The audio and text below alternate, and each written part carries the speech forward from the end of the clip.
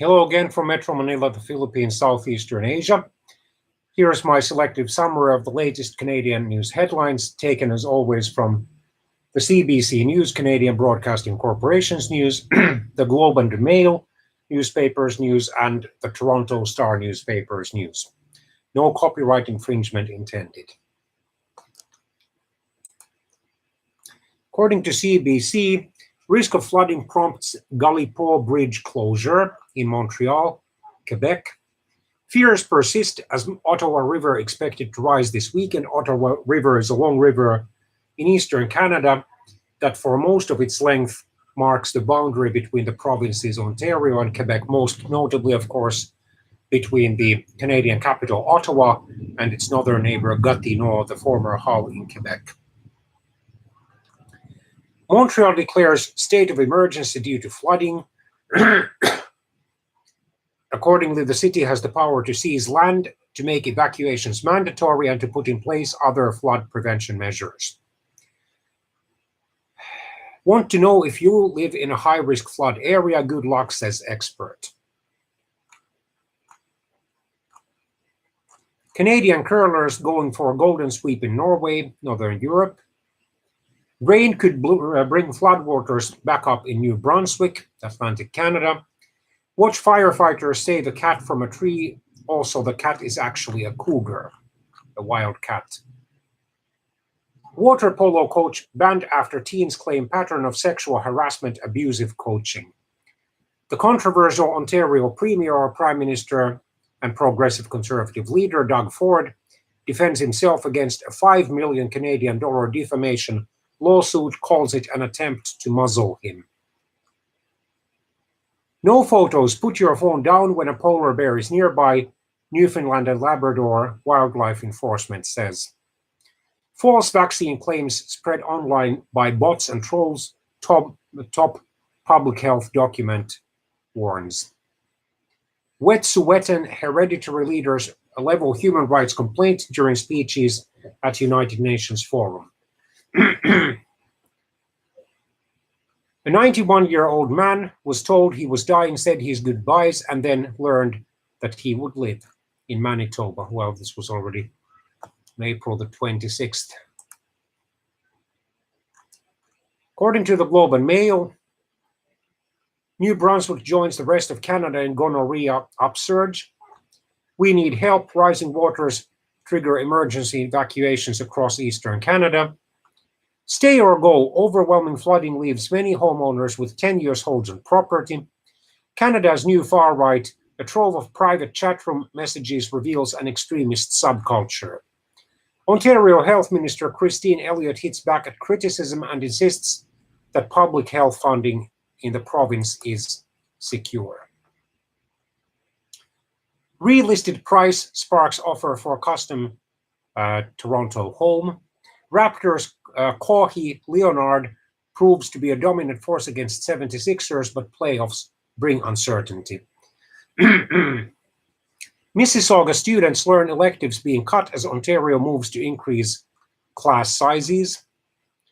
Arrest video shines national spotlight on race relations in Sioux Lookout, northwestern Ontario. Latest mafia-related shooting exposes epicenter of organized crime in the Greater Toronto area. Public Safety Canada investing almost $2 million in organizations studying incel community. Guerrero's ninth inning double sets table for Blue Jays win. How core tensions can tear you apart if you don't find the right balance. Ontario's top medical official clashes with Doug Ford's Ontario government over public health cuts. Hannah Moscovici's old stock is richly humorous, wildly entertaining, and deeply moving. Are plastic razors going the way of the plastic straw? And according to the Toronto Star, Doug Ford's spending cuts extend from trees to libraries. It may be the largest budget in Ontario history, but there is hidden pain for many who rely on provincial funding and subsidies beyond the already publicized reductions that hit 13 ministries.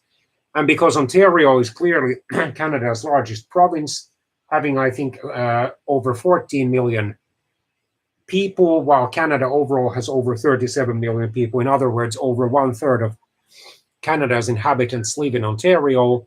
Its provincial budget does have ramifications for other provincial budgets and even can mirror developments at the federal level. And especially important will be this budget in the upcoming federal election campaign. The federal election is now under 6 months away because it must be called or held by October the 21st.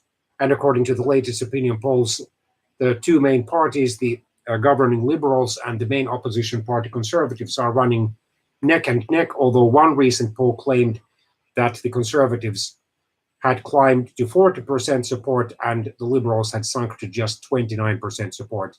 So expect during the next 5 odd months a lot of nasty rhetoric from both sides of the aisle, figuratively speaking. Conservatives will be claiming that the Liberals or too many Liberals are corrupt, especially those connected to the Prime Minister because of the ongoing SNC-Lavalin scandal investigation. That, of course, they will be accusing the Liberals of having failed to balance the budget or to bring it significantly down. The federal budget deficit, although rather modest compared to the still out of control US budget deficit, is on the climb towards 30 billion Canadian dollars. And then they claim that the controversial federal carbon tax is killing jobs. And, well, probably that the Liberals are too much tied by special interests. Cabinet ministers don't answer questions posed by opposition members of parliament. Well, there is some evidence of that based on my selective viewing of the House of Commons, these question periods broadcasts. The Liberals will be accusing the Conservatives of not having a real climate change plan, of not being compassionate enough towards the less fortunate, of pandering to certain racists among the white Canadian nationalists because of the Conservatives' criticism of the allegedly too lenient policy towards refugees and asylum seekers in Canada. And of course, of not having a credible plan to balance the budget because they also have promised tax cuts and some spending increases and so forth.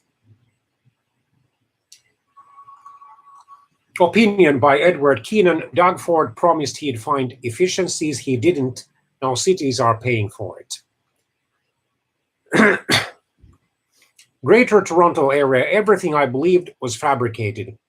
Prominent lawyer pleads guilty to faking a divorce in order to marry his law clerk. Flooding in 4 provinces prompts states of emergency and evacuations. Blue Jays opinion by Rosie DiMano. Phenomenon of Vlad Guerrero makes Blue Jays debut seem effortless. She loved this bur oak tree in Vaughan for nearly 50 years, then she helped save it. She hoped jail would help her addicted son. He died of an overdose after less than 2 months. Young male in life-threatening condition after shooting in Etobicoke, one of the suburbs of Greater Toronto region. Sidewalk Labs rolls out new symbols intended to make data collection in public more transparent. Ontario school boards warn parents that public health cuts could hit student meal programs.